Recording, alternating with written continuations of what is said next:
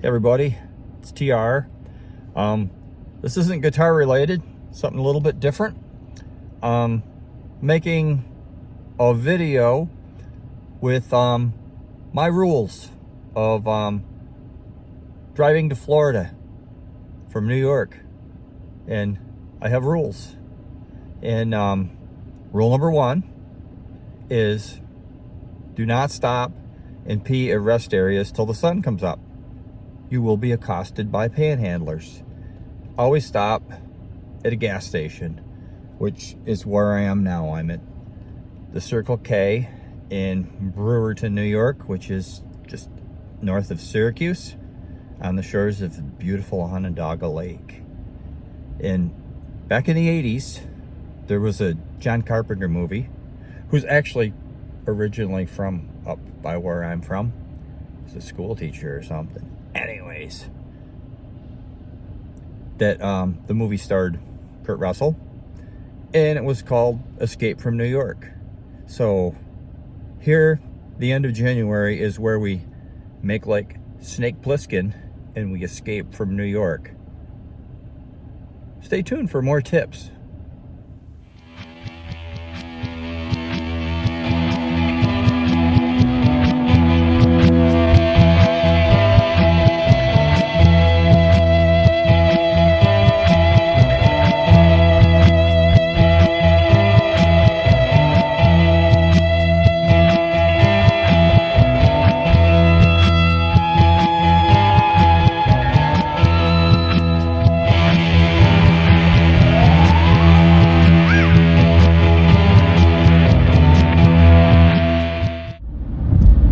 Okay, so this is my vlog on how to drive from New York to Florida on the interstate in the winter, or any time for that matter, but it's winter.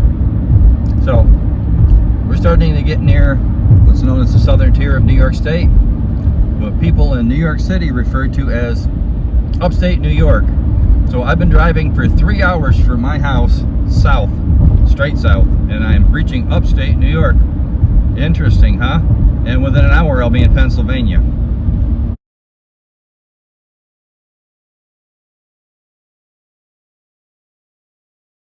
Anyways, it's not just cold and snowy here in the winter. It's gray. It's gray, it's cloudy, it's a gray bucket of suck. There's no sunshine. Just like that Bill Withers song, there's no sunshine. Okay, so we're almost to the Pennsylvania state line. And in case you're wondering why it takes 3.5 hours to get to Pennsylvania from my house, is I can see Canada from my backyard. So coming up, that sign will remind us, rule number 2 of road tripping to Florida. Oh, by the way, we're on Interstate 81, in case you're curious. Rule number 2. If you can make, there's a rest area coming up. Somebody up ahead could get in an accident and can turn this interstate into a giant parking lot. And you could be stuck in the car for an hour and a half having to make the whole time. And it's no fun. So if you can go. That's rule number 2. Ha ha ha. And time for rule number 3. When you do stop at the rest area, empty all the crap out of your car. Rule number 3, be neat. And in regards to rule number 1, you really don't need to worry too much at the rest areas for panhandlers up here anyways, regardless of the time. But I still won't stop until it's daylight, like it is.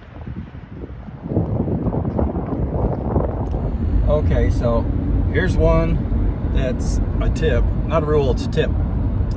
In Pennsylvania, I-81 is a long ass state, 238 miles one end to the other.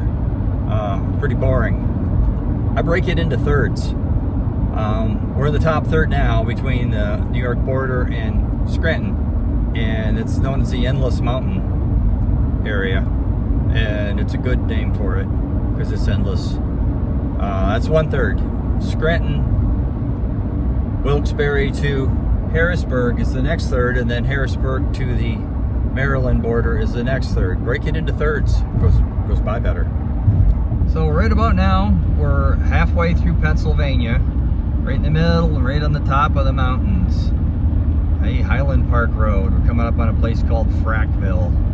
And also, incidentally, over to the right of us very soon will be a place that used to be a place called Centralia, which you may have heard of. There's a underground coal fire that's been burning for years and years and years, and they had to like relocate the whole community, and it doesn't exist anymore. Cool, huh? Another thing from not rules but tips, mile markers. Except for New York, the exits match the mile markers on 81 and I-95 all the way down through to Florida. New York State, they don't. The exit numbers are numbered in the order that they come in instead of matching the mile markers. So, in the other states, on your way down to Florida, you can count them down to 0 for the end of the state. Another tip on the way back, if you can remember how many miles are in the state, you can count them up on the way back. That way you know where you are. Or, you can have one of those. If you can use the bathroom, get a cold drink, and you're at or below half a tank of gas, get some gas. Refer to rule number 2 again. Okay, everybody, welcome to the state of Maryland.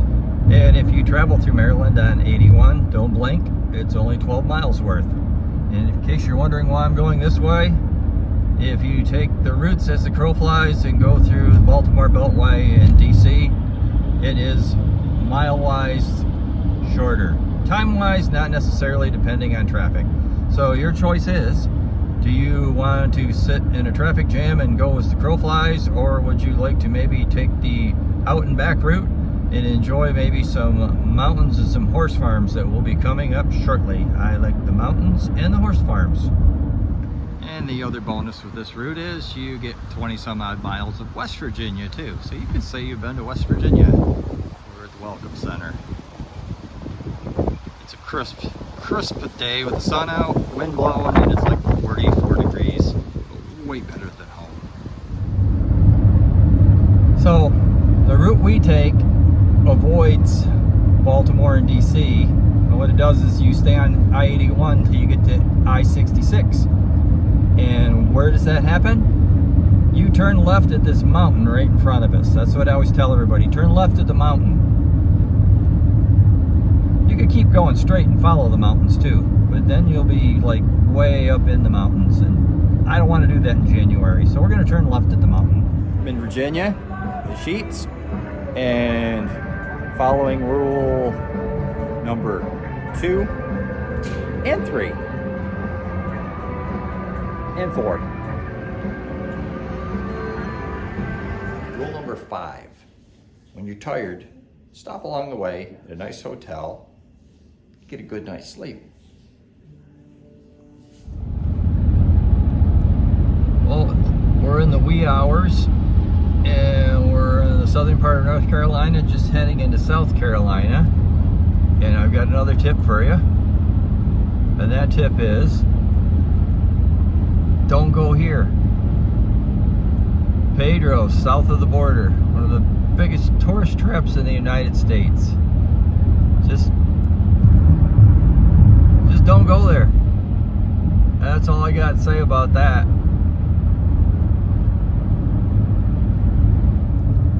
So, getting well into our morning here, and we are in the southern part of South Carolina, traveling down I-95, and we just passed where they did a lot of the filming for Forrest Gump. Yes, that's right, Forrest Gump. There's no Greenbow, Alabama. It was filmed in South Carolina on a plantation just a little bit off of I-95, and the gate is still there. Google Gump Gate, and it'll come up. Got another tip for you. Georgia Welcome Center, I-95 South, is worth a stop. I like to stop here and see my friend Forrest.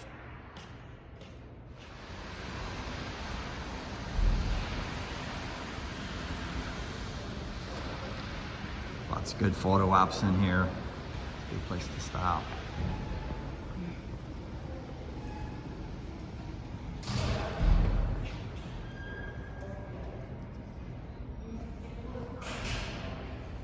Trust me on this one. Forrest wants you to stop. And there you have it. Mission accomplished. Florida Welcome Center, Sunshine State, hanging out with several hundred other stupid assholes that have driven down here to get the sunshine and warm weather in January. So, if you wonder why I go through all that pain in the ass driving through all of that traffic and all of that snow and all of that shit and all of them crappy rest areas and bathrooms to get down here,